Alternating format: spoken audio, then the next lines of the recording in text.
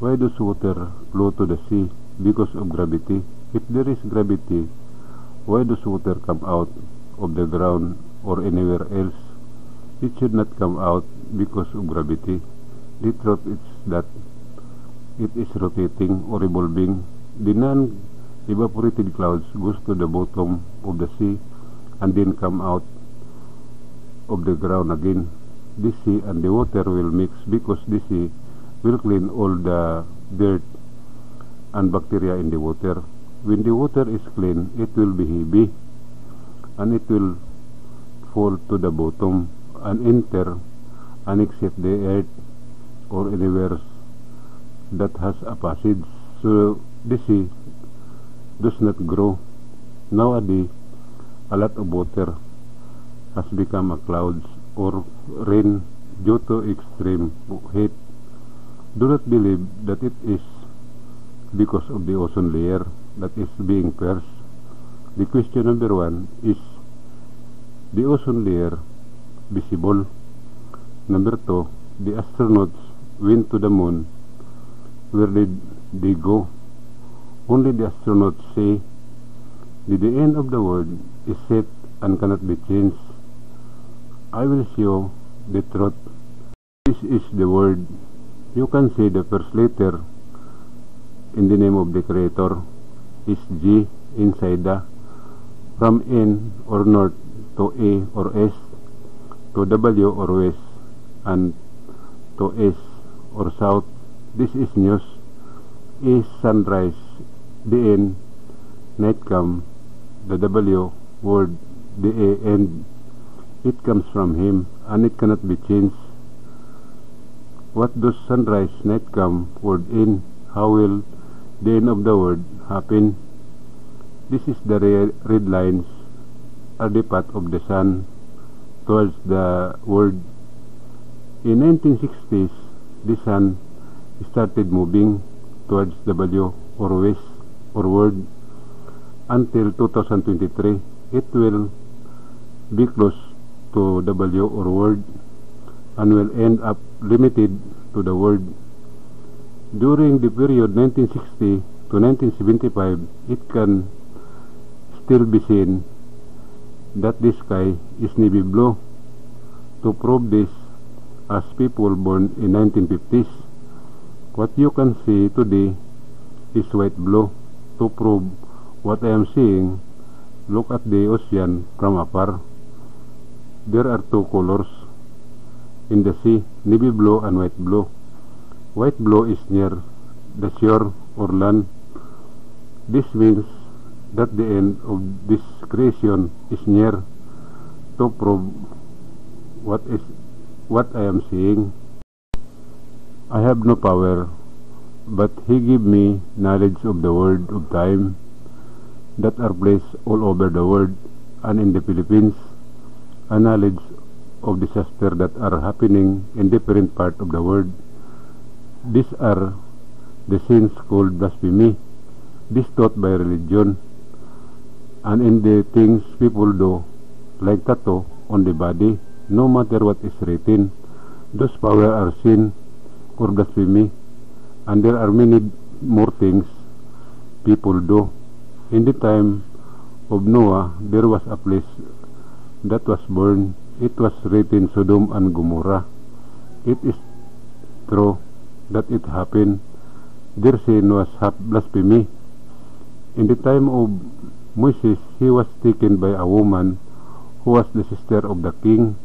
This kingdom was the first to know how to write and read in the whole world. Their travelers were ordered, if they had a passage that taught about heaven, they should write and give it to the sister of the king, and she could choose what she would write. She called Orto what she wrote. The woman is called queen because she is a sister of the king. This queen went Moses. It has been uploaded on YouTube. Before she died, she gave her writings to the leader of her army and left a message to spread out the land. and not to diminish even a single dot.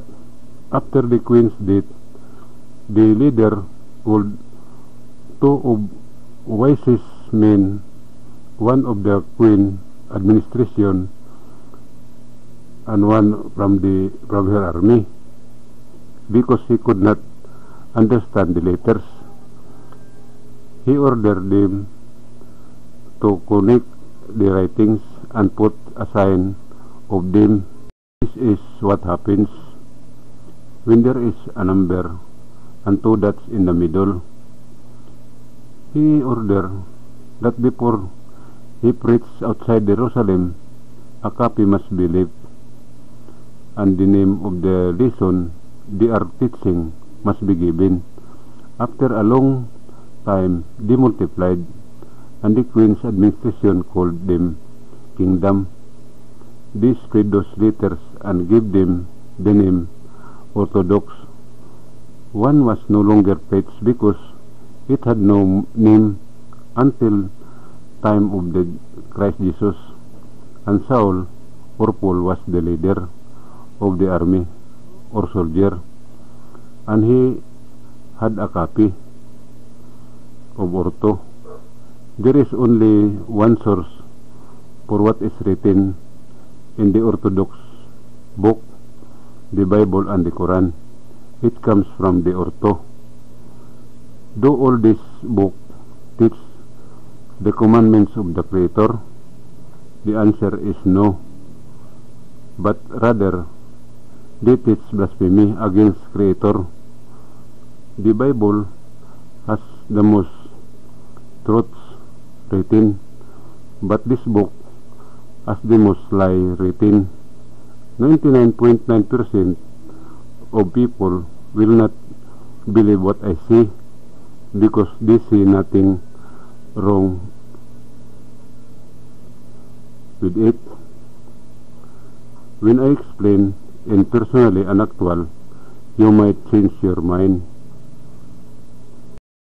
Saul or Paul arrested Christ Jesus. At the time when Christ Jesus was about to be crucified, they passed in front of Saul, and he saw that there was something written in the back of Christ Jesus. He called the guard and asked what was written on the back of Christ Jesus. The answer was beginning and the end.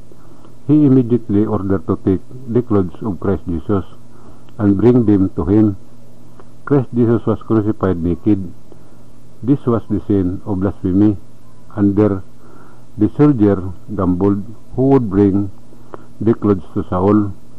When Saul grabbed the clothes of Christ Jesus, suddenly there was a strong earthquake with roar of thunder and lightning and strong wind and rain.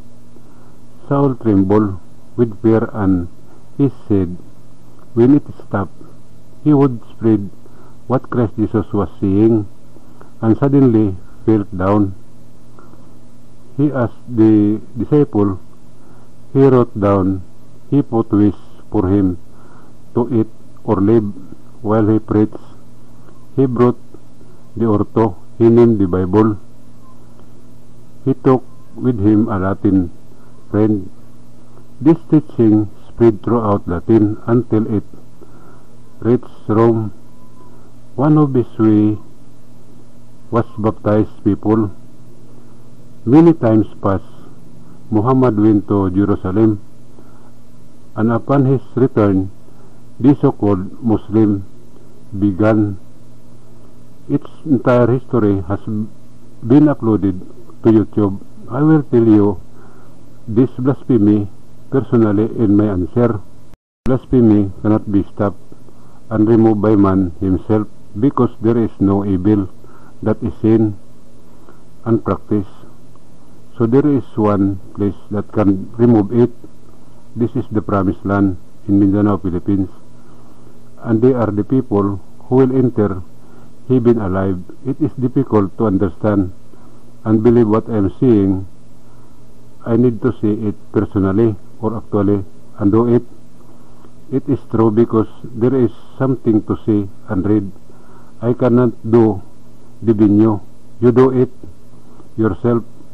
I will attend. I have my contact number 0953-002-3408. You will learn many things that are amazing or shocking about the sin that people have committed, and salvation not in the book of all religion. Spread it so that the people can know. To all who are interested in entering the paradise of heaven, please spread the channel Minandro Heavenly News. Post it on FB, and to those who ask, please come to learn about the blasphemy that no one can remove from themselves. Do not change the book you believe in so as not to increase the sin of cold conversion. My agenda is about Iglesia, statue, paganism, baptism, the commandment of Christ Jesus for salvation, the word of time in the Philippines, the sign of the end of the world, set, how the end will happen, scary, the name of the Creator, and His will, etc. Don't worry about, cause I will teach you how to get the money back. Thank you, and mabuhay.